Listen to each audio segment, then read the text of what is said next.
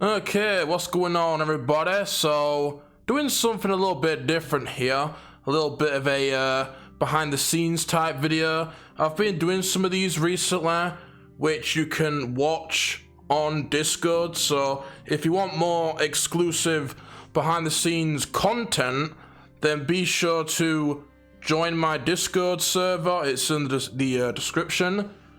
But, I figured I would make this one public just because I guess it can be used as kind of a tutorial as well. So, you know, if anybody is out there and you're doing YouTube and you want to make some cool wallpapers, or you want to make a banner for your YouTube channel, but you don't want to pay a graphic designer to make it for you, well, you don't need to. I haven't paid any graphic designers to make any of my wallpapers or my banners. I've done them all myself for free, and they are super easy, trust me. And the first thing I should probably say is that I actually don't make these pictures on PC. You probably think I would, right? But I actually find it easier to make these on mobile, because there's certain things you're gonna need to do in order to make them, like certain apps or software. And I think the main thing for me that is a lot easier on mobile is removing backgrounds from images. So for example, if you look at this mascot right here, you'll see that it is a transparent image. There's no background, which is what you want, obviously. You're gonna need to do that for your mascots or any types of images if you want to make your wallpapers. And the way that I do this is I use a app off of the Google Store on mobile, simply called Background Eraser. There's a bunch of them on there. I'm sure you can find one that you like. Some of them do it automatically, but the problem with the automatic background removers is that they tend to not do a very good job. It doesn't look very clean. Whenever I remove backgrounds from images, whether it be for thumbnails, for these pictures here, I always do it manually, which can be a little bit time consuming, but I'm a bit of a perfectionist like that. Right, so something I'll show you real quick is how I made my mascot. This is not a hand-drawn image. This is actually AI generated right here. So if you look at this, if I take off the head, you see? So yeah, this is actually a AI generated image. Once again, I went on the Google Play Store, I looked up a AI generator app, download that shit, and I generated an image that I wanted, which for this image right here was basically a cool looking guy with a leather jacket on, spiky shoulder pads, whatever, you know. But the thing is with AI generation is that it's not quite perfect, especially the free ones. I'm sure the ones you pay for are probably a lot better, but the free ones aren't as good.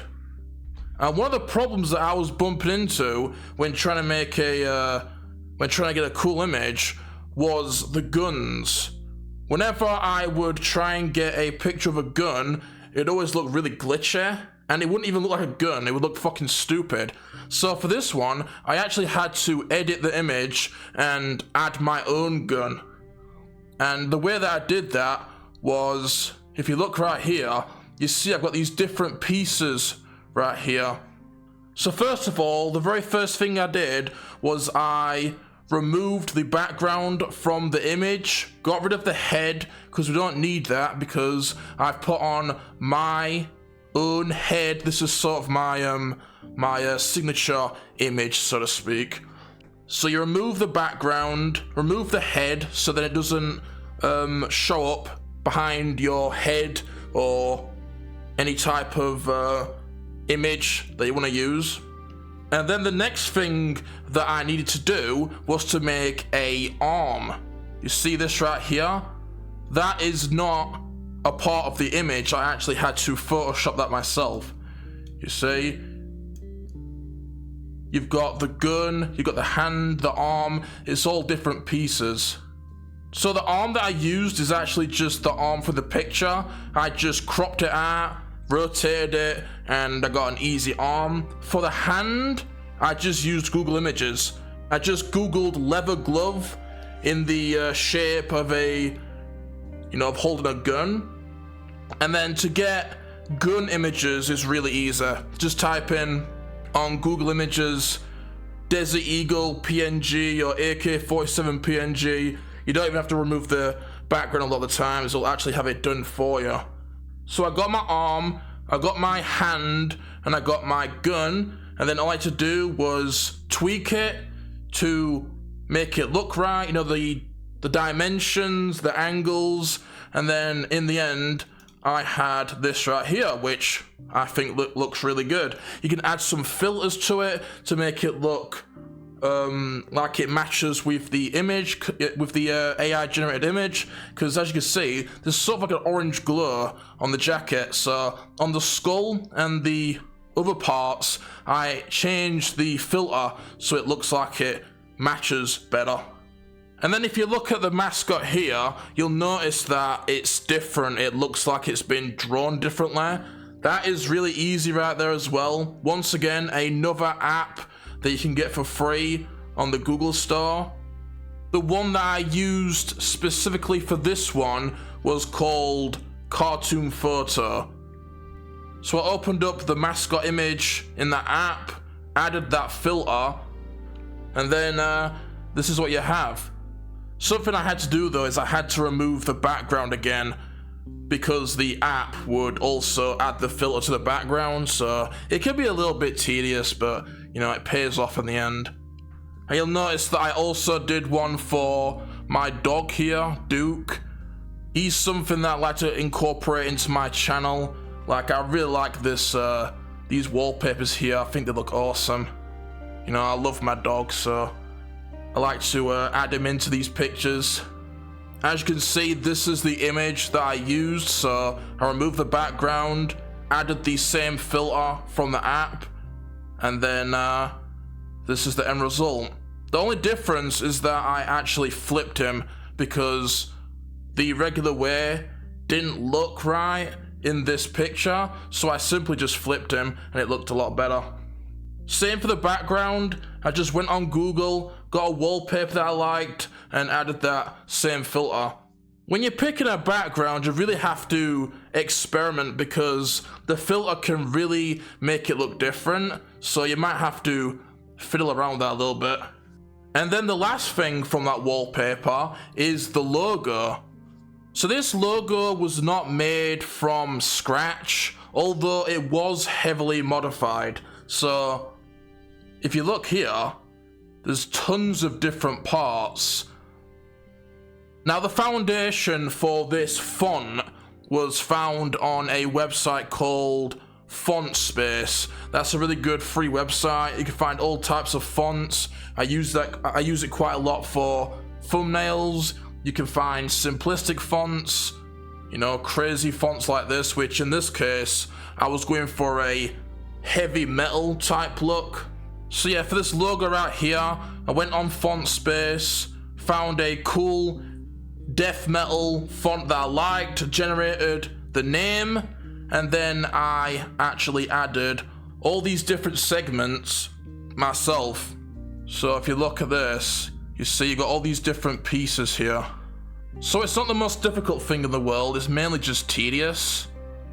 But obviously, you don't need to have a weird, unreadable logo like this. You can just go with a regular font. And there's plenty of good fonts on that website. You can use meme font. You can look up a font from a certain game. Like there's some cool Doom fonts online, or maybe a Resident Evil font, or any type of game. So you see, there's just all these different pieces, look. But if I undo it all, boom. I also made an alternate version where I got rid of these big spikes here because it's kind of an awkward shape. So for certain wallpapers, I use this one instead. And then once you have everything you need, you know, your background, your logo, your mascots, whatever else you want to use. All you have to do is use some sort of software. In my case, I'm using Canva. It's completely free. I use it for everything. All these wallpapers, my thumbnails. I really like Canva. I recommend using it. And then you just piece it together. So I put in the background, put in my 2 mascots, added a outline to the logo, because that's something that you should probably do whenever you're using text in thumbnails or wallpapers, is always add a outline, because it just makes it look a lot better, adds a lot more depth, and also prevents it from blending in with the background. So in this case, if there's any white in the background, it won't blend in and look shitty. So I add this black blurred outline and it looks really cool. And that's pretty much it, you know. It's really simple. It's not hard at all. It can be a little bit tedious depending on what you're doing, but anyone can do it. Literally on your phone, you can make these images. So if I can do it, then you can do it. So I hope you all enjoyed. Thank you to everyone that made it to the end, and I'll see you in the next one. Take care, everyone. Sayonara.